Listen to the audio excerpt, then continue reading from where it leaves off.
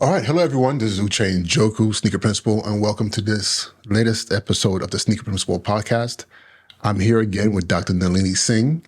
I'm so happy to have you here today. Our last conversation was very powerful, and as you shared with me, people have approached you and said, like, "Wow, I saw that interview," and so to have you back again to do a little bit of a deeper dive is exciting to me. So, for those of you who don't know, Dr. Singh and I have been partners in crime for a very long time. Many moons ago, while working in, was that District 10?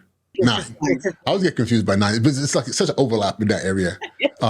So District 9, we were at Bronx Early College Academy. And I'll be honest with you, when I first met her, I was like, "Ugh, another enemy." Because I was like, I was at a school where I didn't want to be. There was a lot of drama going on in there. And as anyone who knows in leadership, if you're in a space that is not comfortable, any new faces becomes like another reason for my life to be more difficult. But it was complete opposite. And I think she more than I made an effort to really like pull me from the dark side to be like, listen, I'm here to support you. I'm here to work with you. Even after I left there, we maintained a relationship, and I've been a major fan of hers from being an assistant principal, then becoming the principal of her own school, and the work that she's done above and beyond that. I knew her before she was Dr. Singh, and she's been doing incredible work in leadership. And today, what I want to do is really help you see the life of a principal, the work that we do from her perspective. So often we are framed as these automatons, like we're just like machines. We're leaders. So we walk in there, we put our dress shoes on and our pantsuits or whatever we wear, and it's like a cookie cutter of what a school leader is. And I've worked very hard to dispel that. You know, like it's very important you come into the space in your most authentic self, as your most authentic self. And Dr. Singh is one person who does it all the time. Like she is who she is, unapologetic. And I think that's very important. So we get to not do a part two of the last interview, but this time do a little bit more of a deeper dive to go into the psychology of who she is as a human being, as a woman, as a person, as a mother, as a grandmother, but also why in post-retirement from being a principal, she's chosen to go into the space of being a coach and of being a mentor to school leaders. And I think it's something that's very important to hear, you know, how her experience has shaped who she is as a leader. But she's still a leader beyond being a school leader of her school. So with that being said, I'm going to stop talking and let her talk now. Dr. Singh, if you're ready, I'm ready to ask you your first question. What moments in your upbringing or early career shaped the way you lead today? The moment in I believe that just there wasn't a specific moment that brought me to this place where I really wanted to lead. I think I was always a leader within. And I really want to say, I know sometimes we stereotype and we say that men have more of that leadership space, they're more leadership ability. But I really want to say that growing up with four brothers really supported that in me. They drove me to be in a different space and think in a different way than being just feminine, right? I hope this doesn't sound in a way that make people upset, because feminine women can be leaders, and I'm not saying that. What I'm We saying don't. We is listen. We don't care about people being upset. we never do. We're But speaking our I truth do here. believe that growing up with boys, male, has really driven me to be given me a good balance. If that's I have a balance of being feminine, but yet I see the other side very well. I'm very logical in the way I think, but I'm also able to see the feminine side of myself. But my mom, she played a really great part in my leadership. I always seen her as a strong woman. She's very strong. Even today, my mom is going to be 92 in about 3 weeks, Wow. and still going, and she would be like, if you upset her, she would be someone that you would really have to take some time to. She's a rare woman, I want to say, and I'm going to give her that. Um, Very strong, and I think I emulate her in so many ways. Right, I follow her pattern. Sometimes I don't want to, because sometimes, we know better. We learn from things, and sometimes we don't want to go back into that older days of being. And my mom is very British and very strong and rigid in her thinking. I always say to her, "You don't know. You only know black and white, but there is a color gray, right? If you mix the black and white, you get gray." So, but I think I've worked through it where I can see gray, and that has helped me. So I think all of my experiences, having a strong mother, a loving father, my brothers, has really helped me to, from a young age, uh, given me that leadership role in myself. And also being the only female in a sibling, having four brothers and myself, I had to. My skill sets are different, right? I had to the grit, the perseverance, all of those skills that we need to move forward and to progress. They have given me, because I also had to fight for a place in that space, of being a person, right? And not only being seen as a female. I wanted to be a person there, hear my voice. And I think also that was a struggle with sharing our voice, right? We grew up with be quiet, sit in one place, don't move, speak when you're spoken to. And those were the things that I fought against all the time. So I think maybe I was born to be a leader because I was always rebellious. And maybe at some point I can share a little story of myself, um, just showing how perseverant I can be if I want something.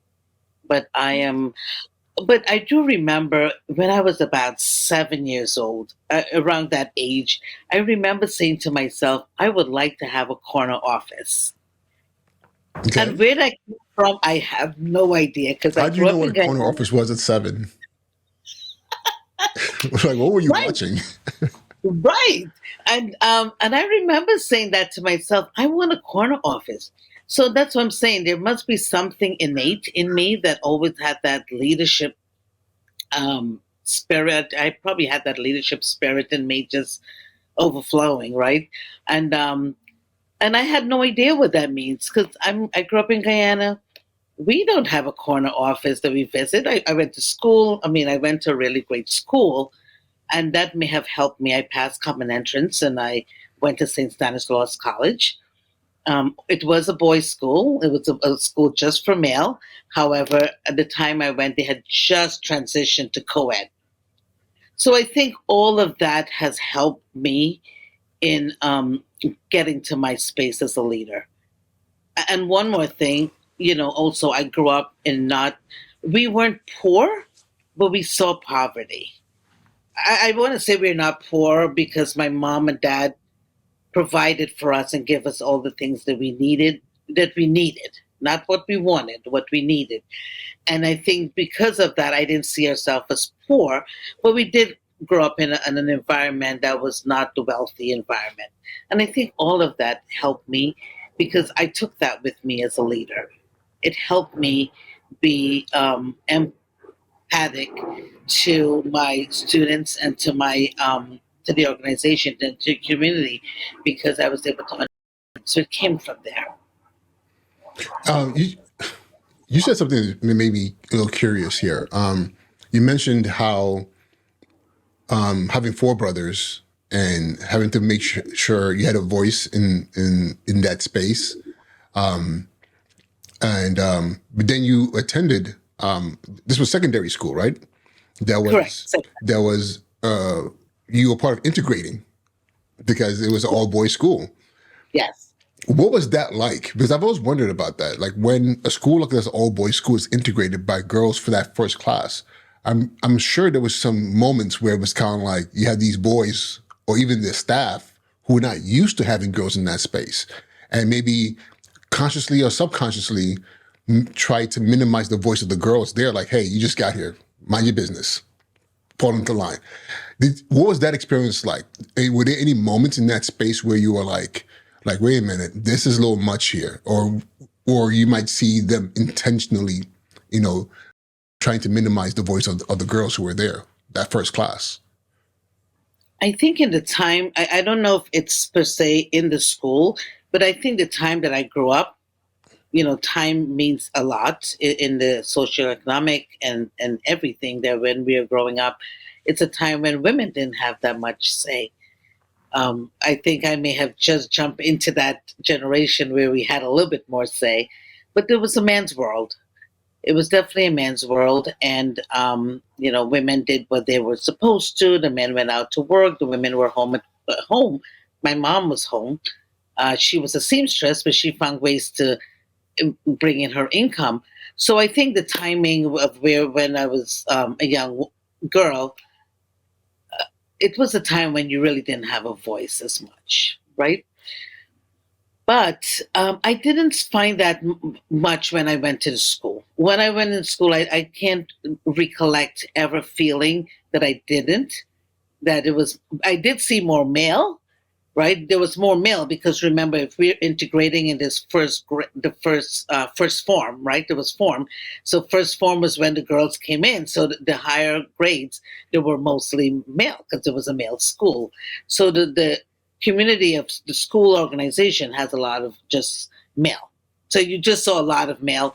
So any of the skits and the things that we did, all of the events and the sports, it was mostly male, but I didn't feel out of place. I really didn't, and I think that might have been because I grew up in the community where there was a lot of. I grew up with my brothers, right? So I didn't feel out of place. Sometimes I probably feel more out of place being with females than I do with males Hmm. because of my childhood experiences. So yeah, I didn't. It was more what I saw than what I felt. So how does that? Is there a translation of what you just said into your career in education? Because at first I was going to ask you about down the road. I was going to ask you a question about as as a as like you mentioned this. Usually there's a stereotype about leadership being a masculine thing. You know, and there is data to show that as you go up in leadership in most entities, you find more males in charge, Right. especially in education that is dominated by women, but there tends to be, and New York City might be an outlier because New York City is much bigger, and I think I know more female principals than I do know male principals. Yes. But there is also uh, you see this like elementary school, you find a lot more female principals. Yeah. Middle school kind of balances out. You get to high school, it's I, way more male principals. And yeah. then there's also a income discrepancy that we know that exists in Yeah. those layers. So with that being said, you said you had a sense of comfortability because you grew up around boys, so being around boys was not a big deal. If anything, you were more uncomfortable with girls. So did that come to being in your career in education because it's like, depending on where you are, it's mostly females. And did that give you a different point of view of how you navigated in different stages in your career as a woman who is more comfortable or was raised around men, and so you're able to, so maybe you're better able to navigate them? Like, I don't know if that makes sense. Like, because the reason I'm asking this question is because I think it's an opportunity for leaders, because I find myself coaching a lot more female leaders who go into principalships who are struggling in that space, you know. And sometimes I'm like, do I have the understanding of how to support a female leader? Because often there's nuances that I might not be privy to. But what you just said is something very interesting. Like how is it for someone who might be like, hey, I could play with the big boys. The girls, I don't know. So is that something that you have insight into that space? You're really making me think about this because I really, haven't really thought about it in this aspect. I want to say that I'm blessed that one of my skill set is building relationships, and regardless of the relationship, male or female, I'm really good at building relationships. However, in saying that, I don't know if it's per se a male being comfortable with the male that I can play with the big boys. But I think what I would say is because I was with the male, growing up with males, I have acquired some skills that may be a little bit male like without being a tomboy, but where I just want to push through, right? I see challenges as something I need to overcome. I don't see it as I'm going to stop. That may be from looking at my mom. Maybe it might be my mom, right? Maybe it may be grown up with my brothers. I'm not sure where that skill set comes from, but I just, a challenge for me is something that I need to work through. I don't want to stop. And so, even when I became a principal, an assistant principal a couple of years ago, right? Many years ago, like about, I don't want to really, I think about over 20 years, I became an assistant principal over 20 years ago. And so that time, a lot of it was still more male dominant than women. I think now the women are starting to like push through, and you see more women taking on these roles than before. So in doing that, like even my mom didn't understand my role or my job. If my brother came to her and said, I'm an assistant principal, she would be like, wow, right? Even if she didn't understand it, in her mind, she would be like, wow. In mine, with me, she didn't even understand what I'm doing. She didn't even want to ask what I'm doing because there was no relevance for her. So I think sometimes it's more that relevance. So women who are struggling to be a leader in a man's world, it's really acquiring some of that skill set.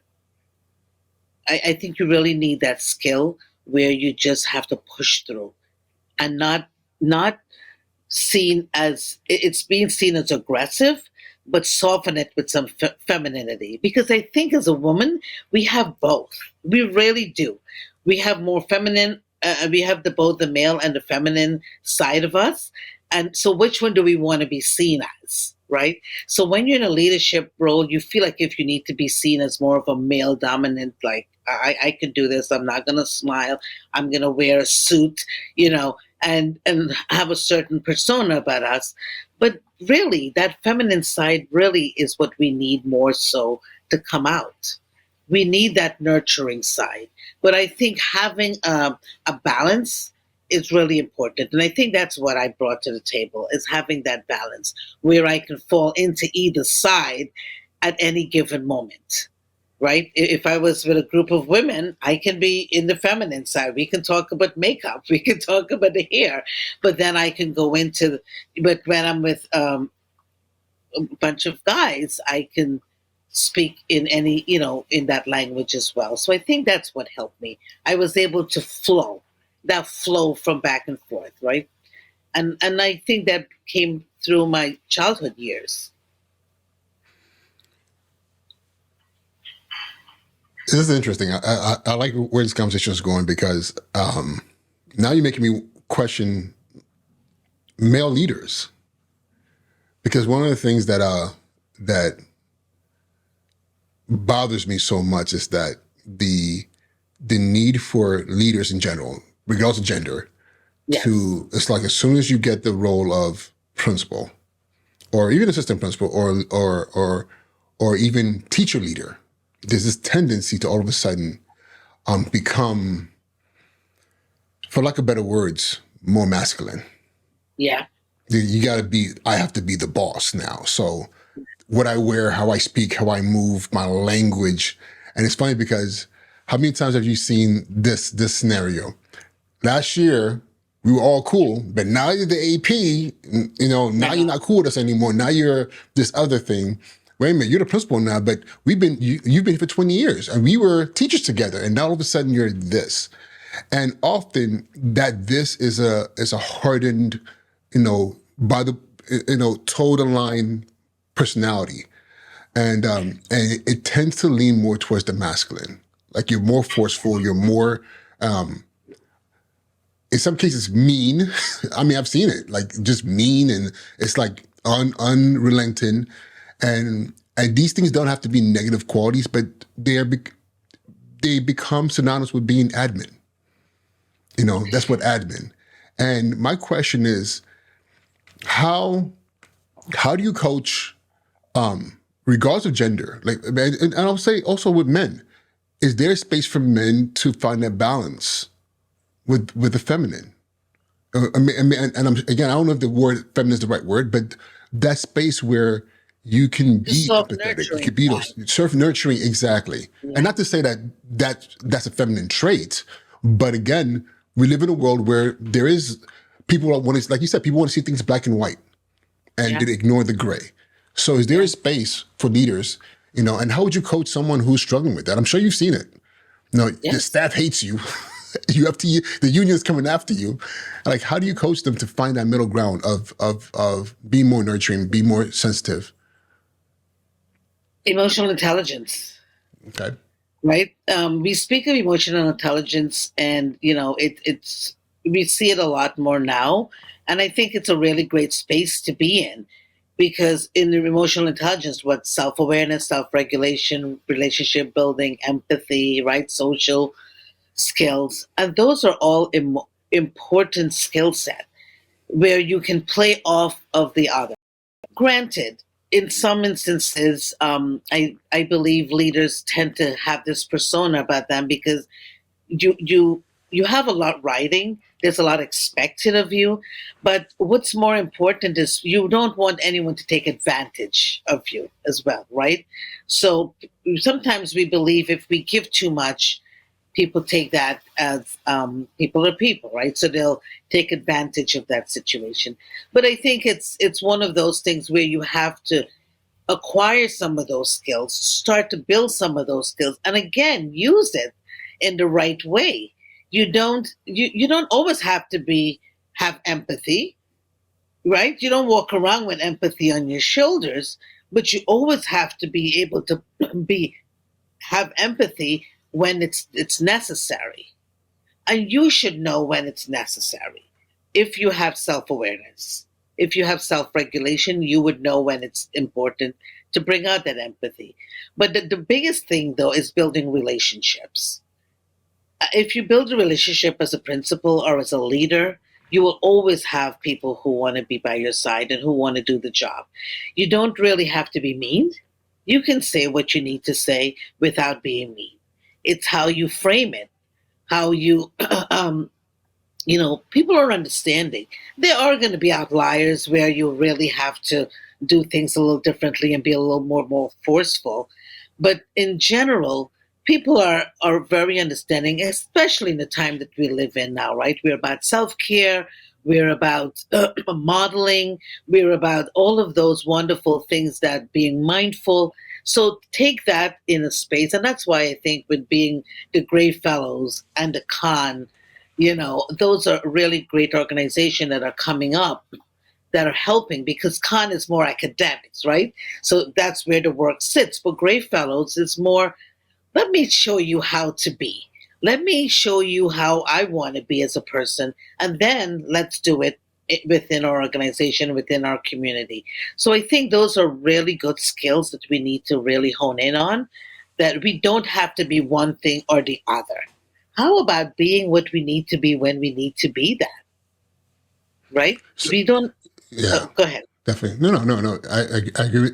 I hear you. And one thing, just for those people who are like, Gray Fellows, Con Fellows, could you elaborate on what are those two entities or organizations? So I don't know much about the Con Fellows. I know a little bit because I was never a Con Fellow, but I know you're a Con Fellow. Maybe you could share a little bit I about can talk that. about Con Fellows. And you were a Gray Fellow as well. You are Yes. a Gray Fellow. And so, and I am a Gray Fellow, right? So the Gray Fellow is about self care for self care for school, and then ultimately it will be self care for system, right? Because that mindfulness will exude. And I think you're a perfect example of a person who is well equipped with the con fellows and the Gray Fellows, because you lead in such a way where your school, you go out there and you bring the best to your school academically, right? You want the best for your students, you want the best for your teachers and your community. But again, you have a soft way of leading, and soft, not in feminine. There's nothing about you that's feminine, but you have a way of I where take you're. offense to that. Well, I don't I mean try that. to maintain a balance of my masculine and feminine. But you Yes, listen, I hear you. you pay attention, you give them that space to grow, right? And I think that came from you being a Gray Fellows, but you also have the Con Fellows where you really mesh that well. I think you're a great model for both. And now I that we're appreciate that. this Thank is you. not this is not us selling any of those two or advertising for both, but I just think that you encompass both really well. I appreciate that, and I would say this one of the things you talked about earlier is um, you growing up with four brothers. I grew up the oldest of five, so I had four siblings, and a brother and three sisters. And I think having to negotiate them and their personalities helped me, because they're very different. All four of us are very different, and knowing how to deal with this feminine masculine balance, and that is, I mean, with each of them, that scale is so off balance sometimes. I have a sister who will let you know to your face immediately, and I have another sister, like, if the wind blows, she's gonna start crying. Then I have a brother who any given Sunday, you don't know what you're gonna get there.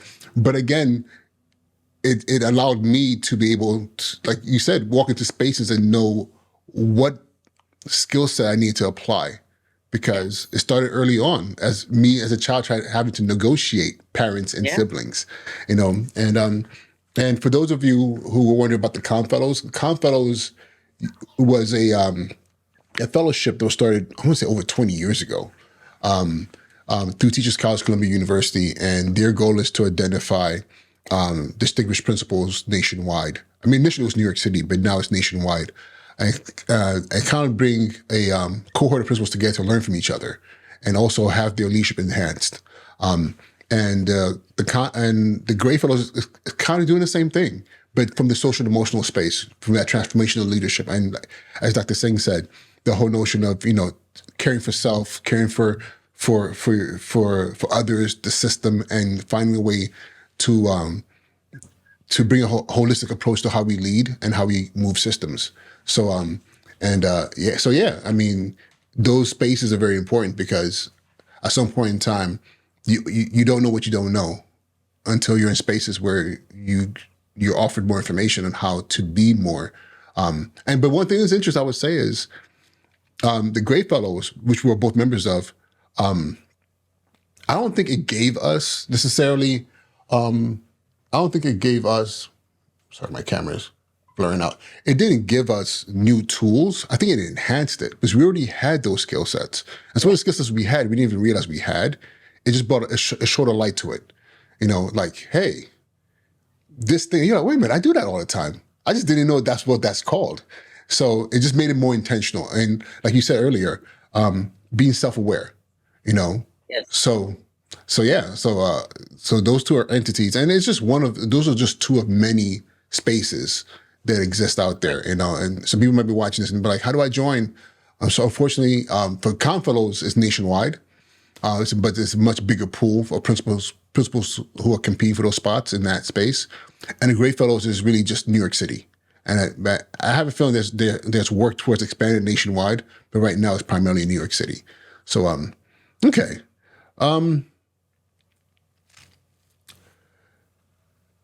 The So let's go back. But one of the things I'm curious about, this is me. Okay. But we had a conversation offline about this, and I was like, and this that was kind of the antithesis of this conversation, because I was saying to you, there's so much that's interesting about your story that I think needs to be kind of unpacked further and unpacked to the level of your comfortability, because I know some of these things are highly emotional, but I think it's important to have to tell these stories, only because I feel like a lot of school leaders, a lot of teacher leaders, a lot of people in leadership who are moving from their classrooms into a space to supporting others. It's one thing when when you're in your own classroom. It's your world. True. You get to build that universe the way you want to build it, and you're Yeah. the king of you're the king or queen of your island. But once you walk into spaces where you have to now navigate others in their spaces and multiple people, there's a tendency to, like I said earlier, to not be vulnerable. Yeah. And I think that's something that we need to change. And I'll tell you this, the thing that inspired me about your story is when you shared, and I don't know if you shared this in the last one, but I know we've had this conversation. I've heard you told this story to others. So I know it's not like a secret, but being a para, being pregnant, being like going through struggles, and and and again, I will give you how I felt when I heard the story, because for me, it's not just hearing; it's also the feeling that's attached to that. Feeling alone, like I'm just going through this by myself, and that story about the yogurt and just trying to make it day by day and trying to figure out how to navigate, and what happened next as far as community was concerned. Can you share that story again, please? Because I think, and I tell you, like I'm getting emotional even listening, even feeling it again, because I think it's very important that people understand how that story. You talk about being vulnerable, and I think you and I did speak offline about this, and you're like, you need to be vulnerable. And I said, I can't be vulnerable. I don't know how to be vulnerable. And it comes from not wanting to show that feeling, right? To dig deep and go into that space. But we do need to be there, because in order to heal, you need to open that space up for healing. And so, that was a tough time in my life, because my, look, I'm from Guyana, right? I'm an Indian girl from Guyana.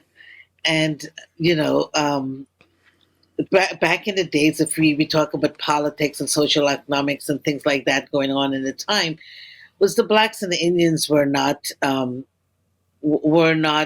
There was always that separation, right? And even before that time, even before I was born, my mom, she would tell us stories about how the black and the Indians were fighting, and there were this and there were that in different neighborhoods, and there were always that. Even today, there still is, but there was more so back then.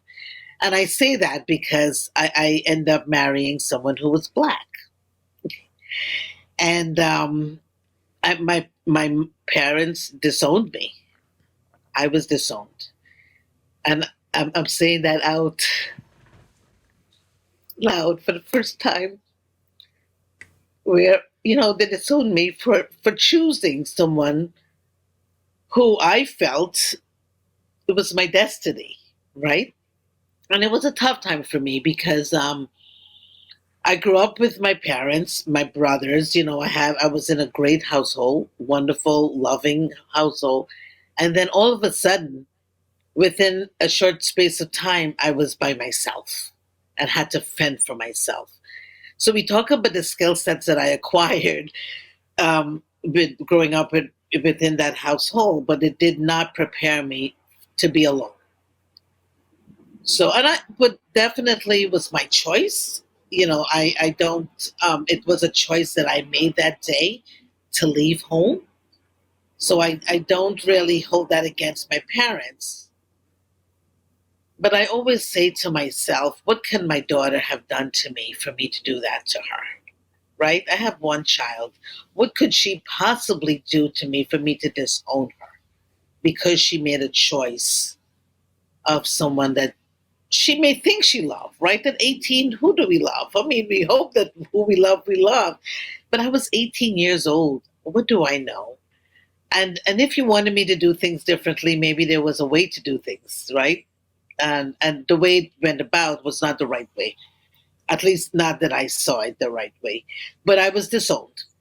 So basically, what I had was what I earned was all I owned, right?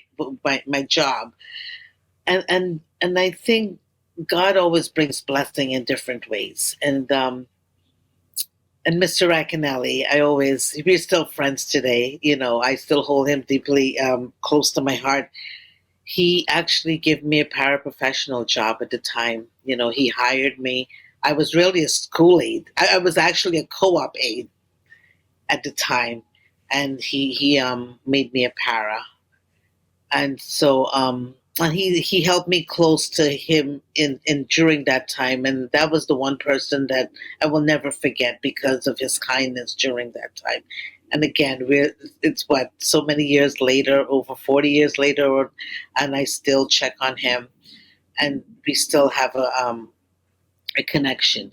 But that was the only earnings I had.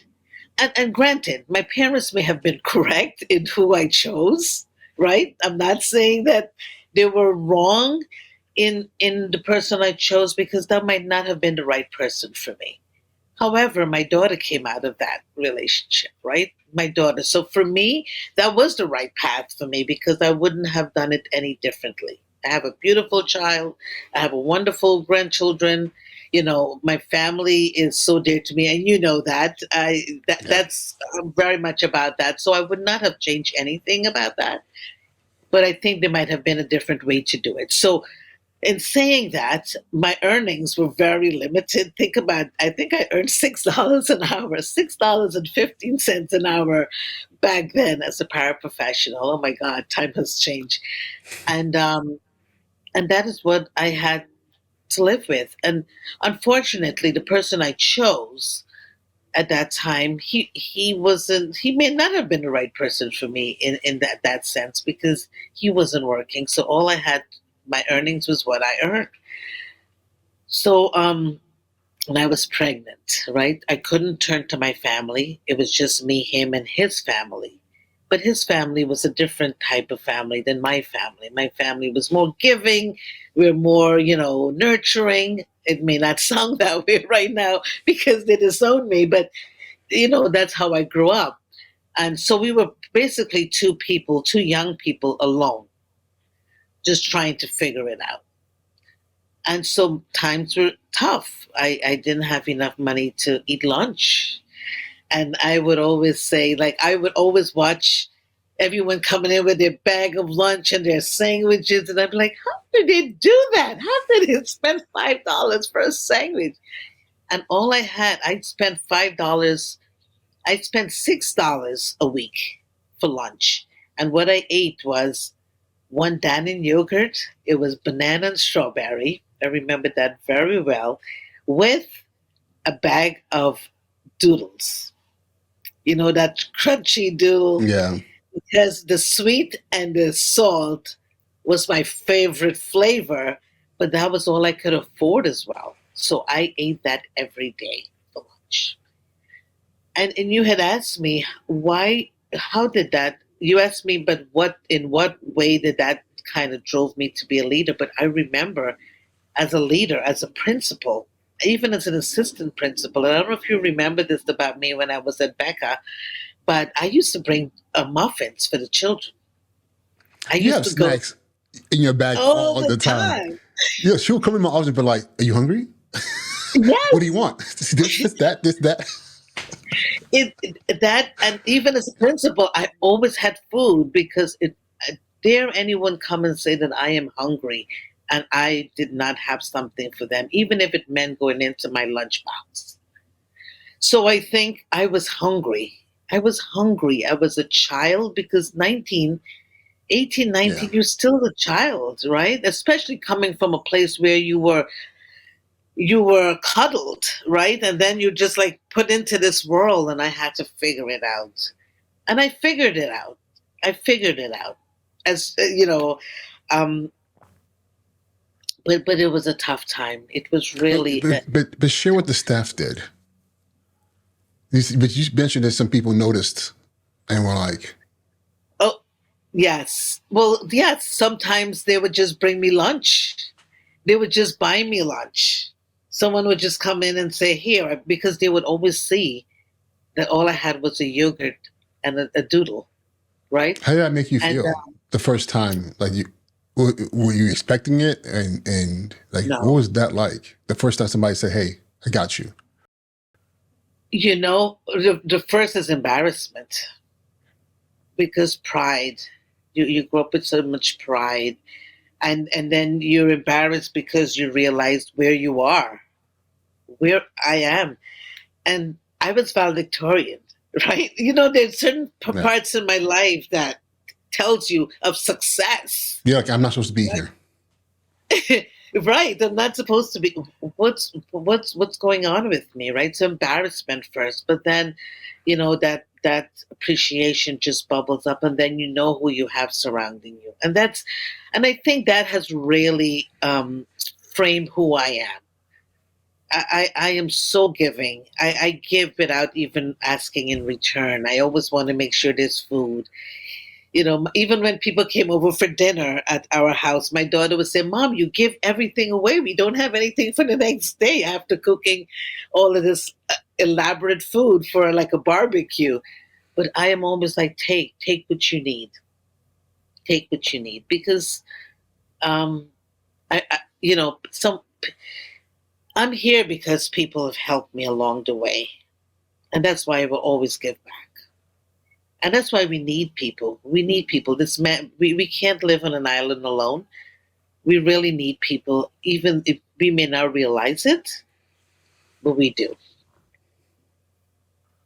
So that's my story about the yogurt the and today I love yogurt, but I never have that meal again. We'll never go back to that. Eating that. So now, I don't know. next time you come to my office, there's gonna be a Danny yogurt, banana strawberry, and a pack of doodles. We're gonna make sure we have the sweet and salty for you. You know what I made? Eat it and enjoy it. I did it for so many months. And thank you. I know that was difficult to talk about, but thank you because uh, and I am tough on leaders because we don't tell our stories. Yeah. We act as though we've always been in this space of being fortunate. Yes, there's some people there's leaders out there who have no idea what that feels like. They grew up in very comfortable scenarios. And I show my staff all the time. Like I remember coming home and there being a padlock on the door. And I'm coming from school, elementary school, my brothers and sisters, and we can't go in because we've been evicted. Yeah. I remember what it feels like to not know where the next meal is going to come from, and watch my mother go to McDonald's and buy, back in the day, the 99 cents cheeseburgers from McDonald's, and literally cut them in half, and that was dinner for you, and it was 4 kids, so she would buy 5. She had enough for 3. She would cut 2 in halves to give to 4 of us, and she would keep 1 for my father who was at work. And me sitting there thinking to myself, wait a minute, what is mommy going to eat? And I'm in 4th grade, 3rd grade, and I lost my appetite because I'm like, I can't, like, this doesn't feel right, and having those things be part of my DNA growing up, and then working in schools, and a kid says that, no, this is my words. This is the thing I hate the most. Cafeteria. The kid gets a tray, they're done. I'm still hungry. And the Yeah. cafeteria says, well, you already had a plate. Yeah. And you know what I do? I walk in there and grab another plate. Yeah. Who you gonna tell on? I do that too. I take a tray, give to the kid, go eat. Well, you can't, well, go call 311 because the kid is gonna eat. I'm sorry, because again, we don't like, and these things impact even the way we lead, how we support teachers, and everything. Empathy. Yeah. Peeling back those layers that says that, oh no, the rules are this. Listen, the rules need to be broken all the time, because again, if it wasn't for the teachers who saw and took care of me even when I didn't know I needed to be taken care of, I wouldn't be who Yeah. I am today. Yeah. And the fact that you have people who want to take care of you, Yes. and also I'll say this: the experience itself was needed, because Yes. imagine who you have been without that experience. I wouldn't have been the best leader for where I was. Yeah, So, and I always say that, right? I always say God put us in the place where we need to be at any given time. Even this conversation is not a mistake. This will impact somewhere along the line. Somebody's going to listen to this and make a difference. It will make a difference to them. And I want to share a story about cutting something in half.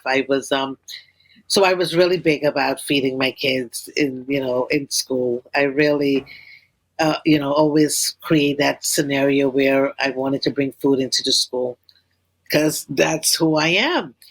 And I remember asking my community person, I asked her to please order some pizza for some students. I don't remember what it was, the occasion or what. But being mindful also of the budget, she ordered a set of pizza and a couple boxes of pizza. And then she says to me, "Oh, by the way, I cut so you get 8 slices in a box, right?" She says, "Oh, by the way, I cut each slice." No, I think I asked her. I said, "What do you? Why do we have so many pizza left over?" Or something like that. I may have asked, and she says, "Oh, I cut each pizza in half." And Njoku immediately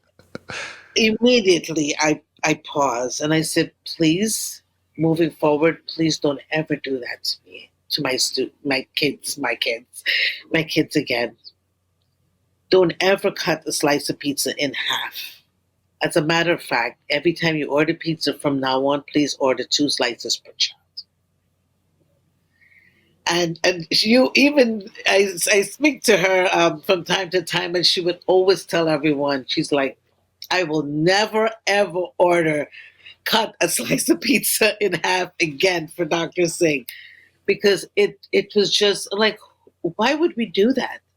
Why yeah, would we give a child half a slice of pizza? Especially if it's an event or there's a reason we're giving it to them. And I just want to think about what would I feel as a person. And that's why empathy is so important, because we always want to put ourselves in that place. What would I feel if someone gave me half a slice of pizza? like I'm only good enough for half your love, Yeah, half your right? attention, half an education. Yes. And I'm like, this is, and so never again. And this was, thank God, this was earlier in my career as a principal. But after that, never again would I. There's always 2 slices per child. If they eat it, they eat it. If they don't want it, that's up to them. But if they want a second slice, they get to have a second slice. And I think that came from when I was hungry. I felt what it was like to be hungry. And I'm not walking around thinking everybody's hungry in this world, right? But I do walk around thinking if everyone is hungry, there is a place for them to go. There's a place where they can have food.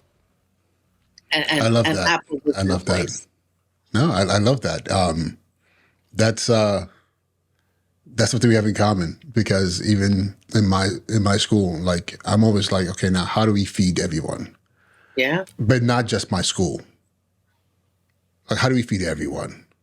Like, how do we Correct. get the custodians a slice? How do we Correct.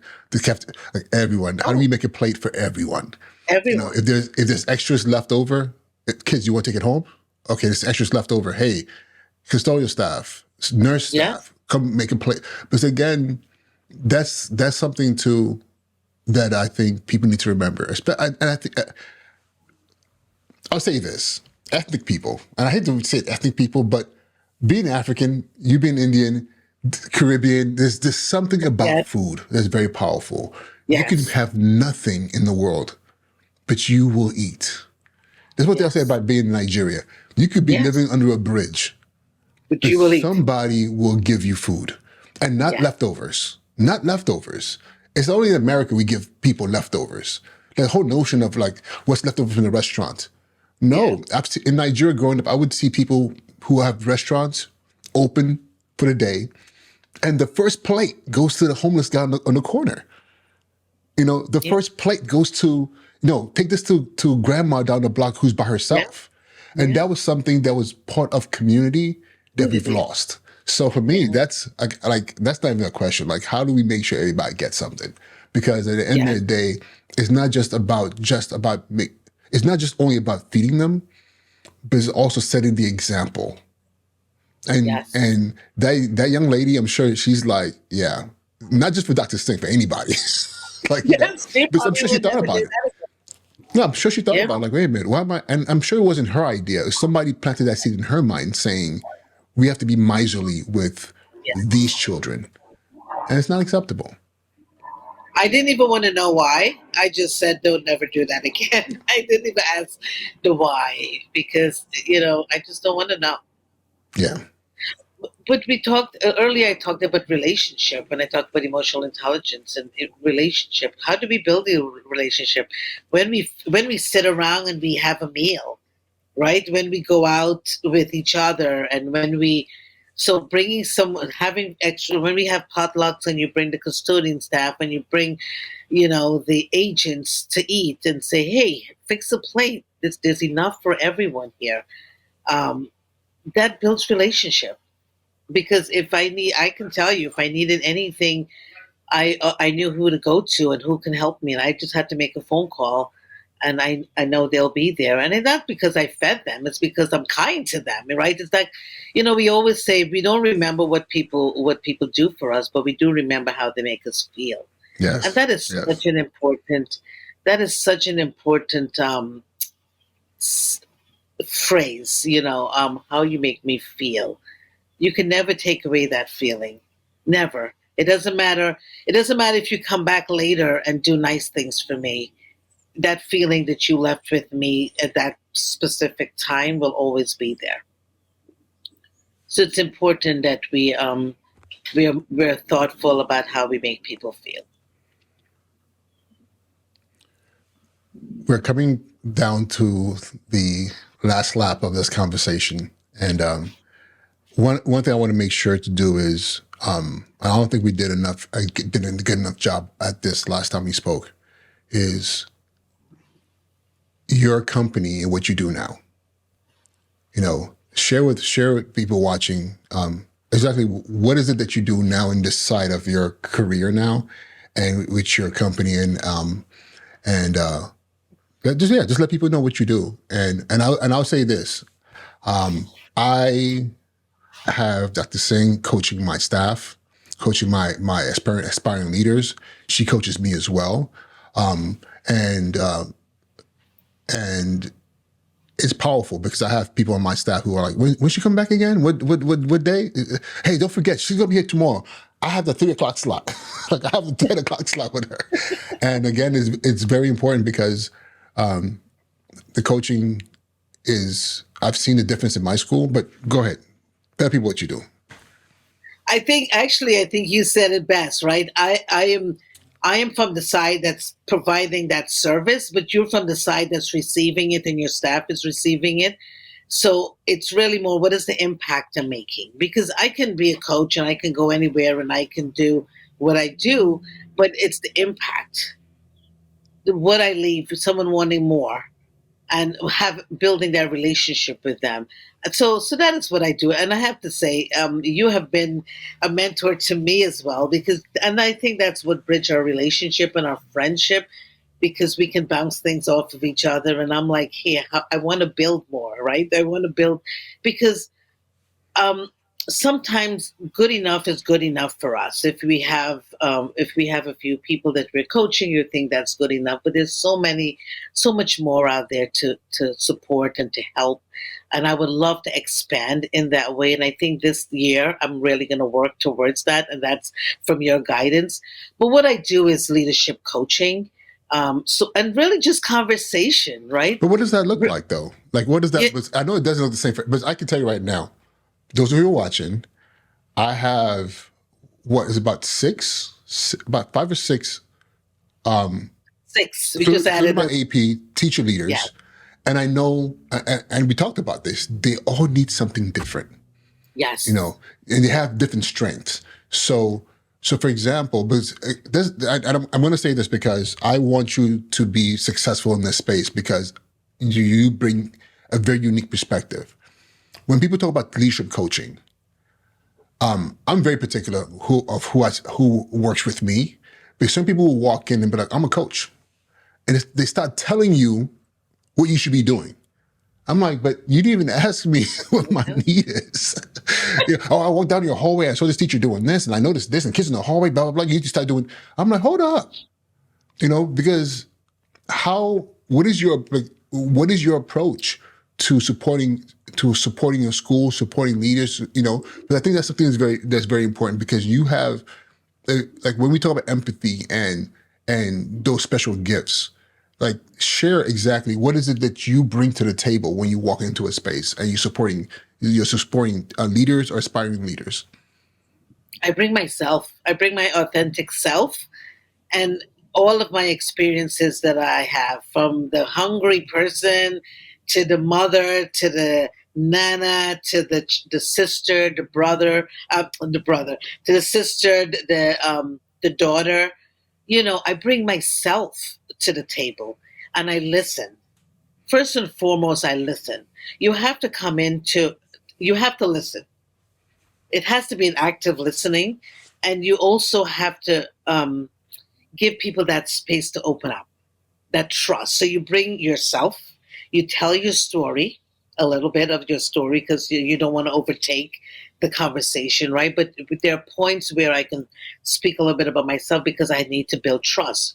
No one is going to trust you if they don't feel that you have similar experiences or there's a relevance to what you're listening to, right? If I was to go into to coach someone who I have no idea what they're doing, and they have no idea where I'm from, it's very hard to bridge that gap. So first I have to bring myself to that table, right? There's a process.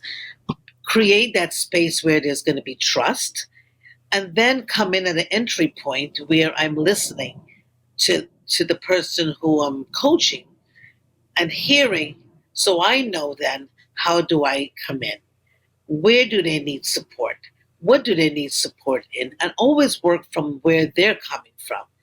You cannot change someone's you can't just go in and say, I think you need to do it this way.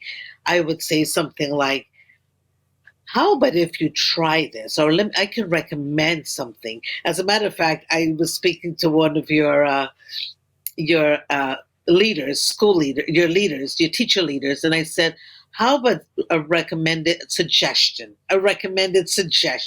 right? Using those words where I would recommend this, but it's also a suggestion. You can take it or you can leave it, but always giving them that space to try things and leaving them with some next steps, and then coming back to saying, hey, when we spoke the last time, this is what we spoke about. Have you had a chance to try this? And if they don't, give them that grace. So I think that the words that I want to bring to the table when we're speaking about being a coach is being your authentic self, bringing your experience, but building trust and giving that person grace, right? Every experience is different. Everybody needs something different, and we don't have always what we think they may need. We are not built with every experience, right? So also realizing that we don't have the answer to everything, and saying, I'm going to get back to you with that, or I'll come back when I come back, when I see you next time, I will bring that. But I think what has been successful for me, and I believe has been successful for me, is my relationship skills and being open and being honest, right? All of those words that we hear and we feel that those are just words, they're not. Those are where the transformation happens, where we give people that space to be open. But we have to be open too. So when you said to me, being vulnerable, you have to be vulnerable. I guess I am vulnerable in that one on one space.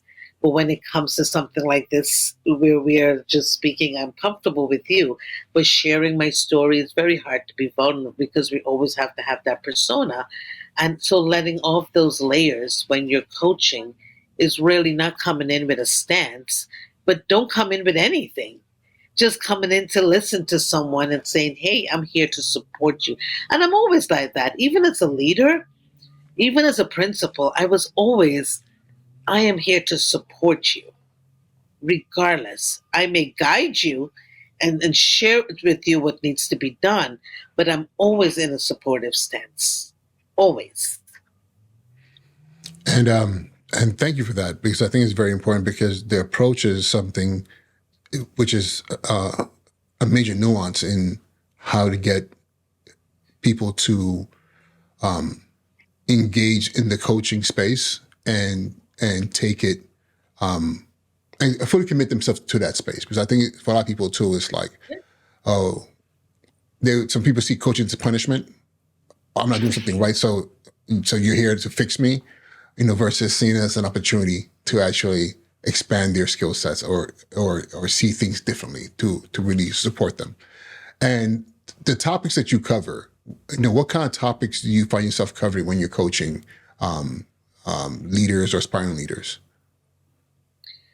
It can be anything, right? It could be distributive leadership. How do I show up as a leader? How do I delegate? How do I how do I get people to really listen to me? How is my voice being heard as a leader? You talk about someone who's been in a space for 20 years and then they move into those different roles. How do they show up in those different roles, right? Without losing themselves, or without losing that relationship that they've already gained. Because in our world, let's use in New York City, there's always a shift. We're always shifting, and for the better, right? There's always growth, and so as we work within that space, how do we show up with? And I think that's the most important thing: is how do we show up? How do we show up for coaching? How do we show up for our students? How do we show up for our teachers? How do we show up as a leader? How do we walk into that space? Do we walk in and say good morning? Do we walk in and just like focus? Even you and I, when we first got on this screen, we were like ready to go. And then you paused and you said good morning. And I said, yes, good morning. Right? Because we're so trained to just get the job done. And really realize, We're eight type personalities. It's like, okay, what the yes, job needs to be done. Let's jump into it. yes, let's just do it. And also remembering we're working with people. I think if I want to leave anything at all, is we're working with people, and people come with so many challenges, right? So much is going on in their lives that we don't know, and they're not going to tell us. But we always have to be mindful that they don't have to tell us. If we are sitting in that space of self awareness and self regulation, then let's sit in that space. Be able to read the room, be able to read the person that's in front of you, and not trying to just get the job done. Because Yeah, ultimately you will get the job done. But remember that we are working with people and not widgets. I hear that. I hear that. Um, in closing, final question: if you could speak to your younger self or an aspiring leader, what would you say about the personal nature of leadership? Prepare yourself first. We take all these courses, we get our SBL, we get our SDL, we're doing internships, we're doing the work of a leader in terms of the academics piece, right? Or in terms of dealing with people, or in terms of observations, and we're doing all of that. But at what point of our internship, or even during the course of our classes, because I'm thinking of the courses that I took, and maybe it may have changed, but the course that I've taken has not changed. But it's about law, legal aspect, right? Observations, all of those things. And then when your internship is done, did you do this? Did you get this done? You know, have you observed? Hitting all of those standards. And where is the standard? And I know it exists because I've spoken to students through a friend of mine who teaches. She taught at site. I've spoken to students about that, the PSEL, right? How do those standards blend together? How do And we what is get what this is the PSEL for those who don't know? is the social emotional standards blended in with the academic standards, right? So they've embedded a standard, but yet, even though it's embedded and it's seen and it's there, do we not focus more on the academic side or about the leadership side of being that forceful nature? No, where do they say, go sit with a leader and ask them, what is it like to be a leader? What skills do you need? What soft skills do you need to be a leader? So I think we need a lot of soft skills. Yeah. We need a lot of interactions. We need a lot of um, caring about people. And where does that come in when it comes to our internships? It doesn't. It's really more driven by data. It's more, task oriented, more than when do we stop and think about others and how, because we're working with teachers, our community, our students, right, parents, so many, our social workers, our counselors, who all need support. Our counselors, let's talk about that for a quick second. They're constantly hearing from students all of the things that are happening in their lives. But when do we stop to listen to them and have them unload? Who unloads? Who do they unload on? Who do we unload on, right? All the things that come to us. Yeah. Why is that not a place? Why is there not a place for that? Why is there not a space given to that? And yes, there is a space now, right? The great fellows. But you have to say, I need that, and you have to apply for that. And But that's right? only for a few people. It's only but And what, it's only for a few eight, people. It's not 20 for everyone. 20 slots per year out of 1,800 Correct. schools in New York Right. City. We have what, 1,600 Yeah.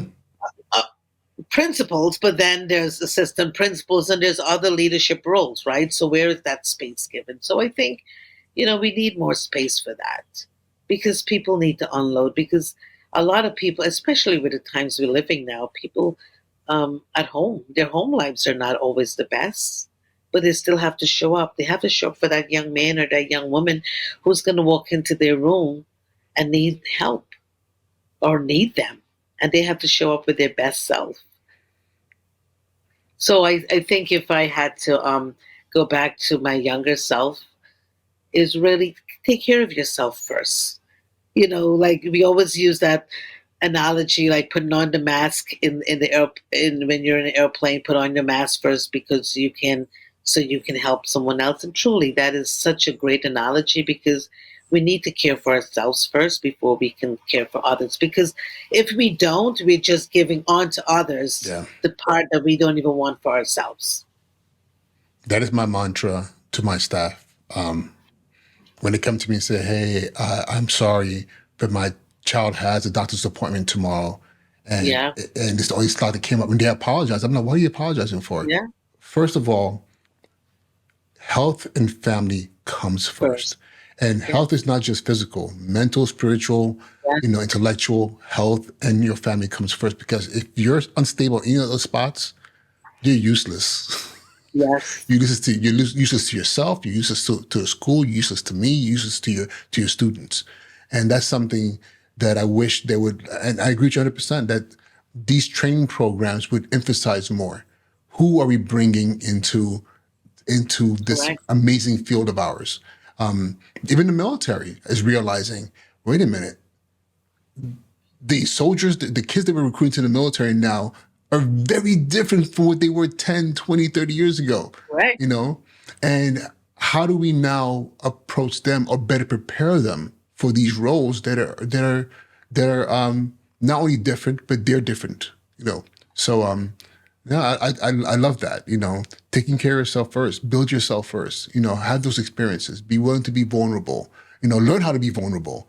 So because when you walk into that classroom and that you see that kid and that kid, and you know that kid needs to hear your story because your story is Yeah. going to inspire them, you know, Yes.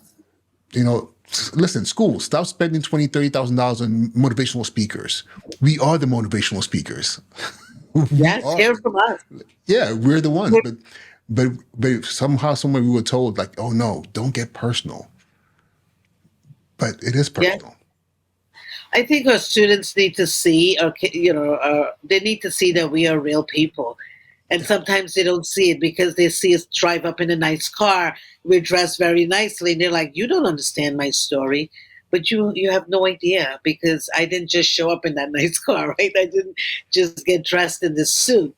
There were a lot more of me that was there before all of this, and even during the suit just hides it a little yeah, better. Being vulnerable and showing yourself, I think if I had to give any advice to leaders or principals or aspiring leaders, is be yourself, and yes, know when to lead and know when to pull back and know when to be a friend. Know when to be a friend because a lot of times our teachers need a friend. They really do. Because if you think about it, being 5 periods in the classroom every day in, day out, regardless of how what's happening in your life, it's not the easiest thing. yeah. And then having to be showing progress, right? So be a friend. Don't be taken advantage of, but be a friend. Yeah. Well, Dr. Singh, thank you so much. And I have a feeling we're going to do this again soon. And for Always those of enjoyed it. you, appreciate you so much. And for those of you who came across this podcast, I hope there was something in here for you. The mission here is to inspire you to be better, but most importantly, as Dr. Singh said, inspire you to take care of yourself. You know, we can't do this amazing work of growing the next generation of leaders who are in our classrooms if we're not taking care of ourselves. So, speaking to teachers, speaking to aspiring leaders, aspiring teacher leaders, and most importantly, no, not most importantly, but also principals, assistant principals, because everything we're saying applies to all of us on our different layers in the system. Right. We got to take care of ourselves. We got to take care of others as well. So, with that being said, Nalini, thank you again so much for this opportunity. And till next time, be well, Till next everyone. time. Always enjoy this. Take care.